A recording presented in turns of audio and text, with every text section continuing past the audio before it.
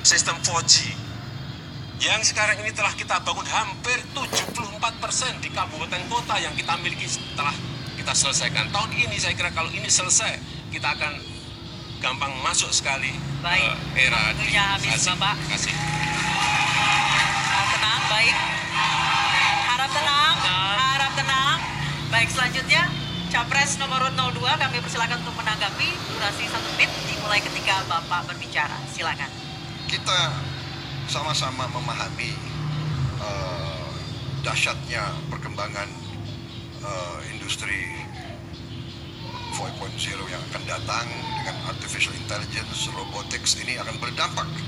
Satu pabrik yang punya biasanya pabrik mobil di Jerman yang punya 15.000 pekerja bisa diganti sekarang dengan robot-robot dan hanya membutuhkan kurang dari 50 orang bekerja. Ini akan berdampak. Tapi inti yang saya ingin sampaikan adalah kita bicara industri 4.0, kita sekarang masih belum bisa membela petani-petani kita sendiri. Ini yang kita masalahkan. Kita juga belum bisa menjamin harga-harga pangan terjangkau oleh rakyat kita. Ini yang saya permasalahkan. Bagus kita bicara industri 4.0, tapi saya lebih ingin menjamin bahwa Indonesia bisa menyediakan pangannya sendiri tanpa import-import dari negara manapun. Baik, waktunya habis. Silakan Capres 01. Baik, harap tenang. Harap tenang. Hadirin sekalian, harap tenang. Baik, selanjutnya saya beri kesempatan untuk Capres 01 untuk kembali menanggapi. Waktu Bapak 1 menit dimulai ketika berbicara. Pak Prabowo ini kelihatannya ke depan kurang optimis gitu. Mohon tenang Bapak-bapak, Ibu-ibu. Kalau saya melihat dengan pembangunan sumber daya manusia yang tadi saya sampaikan, saya meyakini bahwa kita akan menyongsong revolusi industri 4.0 itu dengan optimis. Coba kita lihat, sekarang ini produk-produk petani sudah masuk ke marketplace produk-produk pertanian. TaniHub, coba dilihat TaniHub. Sudah memasarkan produk-produk petani dari produsen langsung ke konsumen, sehingga harganya bisa diangkat. Juga kredit-kredit yang dilakukan oleh fintech, peer-to-peer, yang juga sudah langsung bisa dilakukan kepada para petani. Saya kira itu suatu hal yang konkret, yang lebih justru membuka kesempatan bagi petani-petani kita untuk melompat dalam berproduksi. Karena diberikan harga yang lebih baik, tidak lewat agen-agen di tengah yang terlalu banyak. Saya kira konsep besar fintech seperti ini. Baik, makasih. Waktunya habis, Pak. Ya, baik. Harap tenang, hadirin sekalian, harap tenang, harap tenang. Mohon tenang, terima kasih. Baik, selanjutnya waktunya kami membacakan pertanyaan untuk Capres nomor urut 02, temanya energi dan pangan. Kita lihat apa yang menjadi pertanyaan dari panelis dalam tabung ini.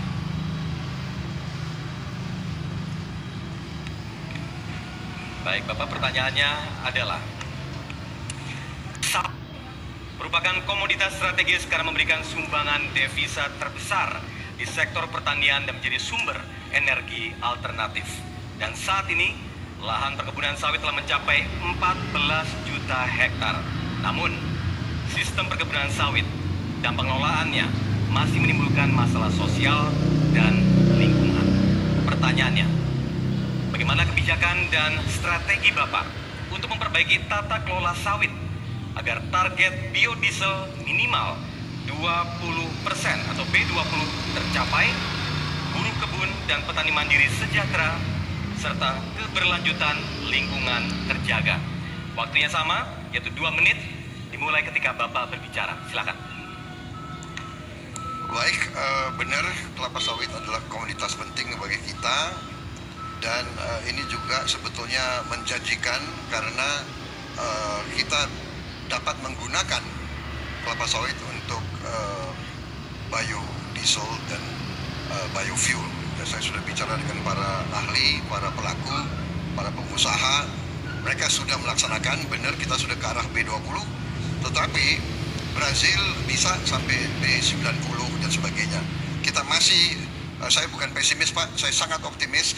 Kita mampu untuk kita sangat mampu untuk swasembada di bidang energi, dan kelapa sawit akan menjanjikan kita bisa manfaatkan semua produk-produk kelapa sawit kita untuk menjadi biofuel, biodiesel, dan ini bisa meningkatkan pendapatan petani kita yang sekarang lagi jatuh.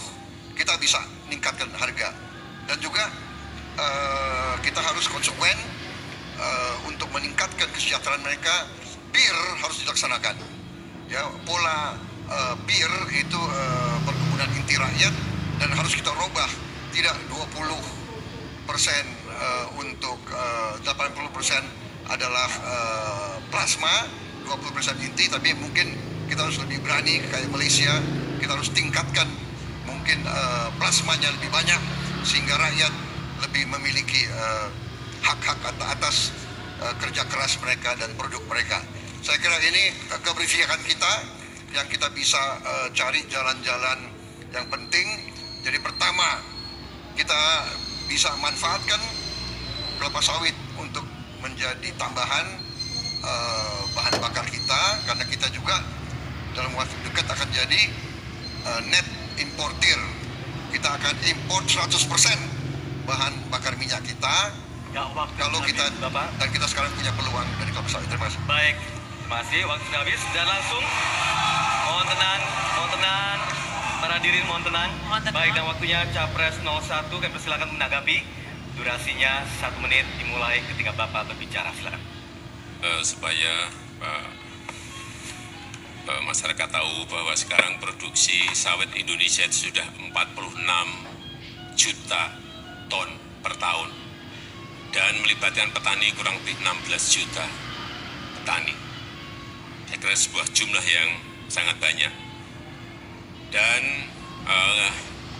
supaya Pak Prabowo juga tahu bahwa kita telah memulai B20 dan sudah berproduksi 98% dari yang sudah kita harapkan. Ini artinya B20 ini sudah rampung.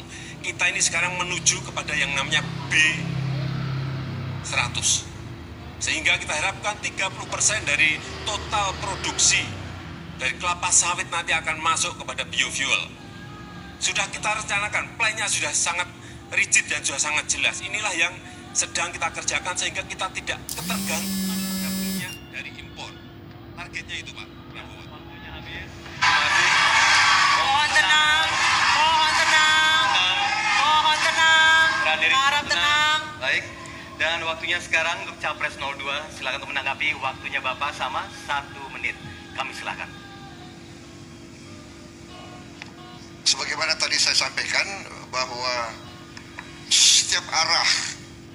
setiap usaha ke arah kemandirian di bidang energi kita sambut baik, dan kami kalau demikian juga kami bisa mengakui bahwa memang Pak Jokowi dengan pemerintahnya telah melakukan hal-hal yang positif di bidang itu, ya kan?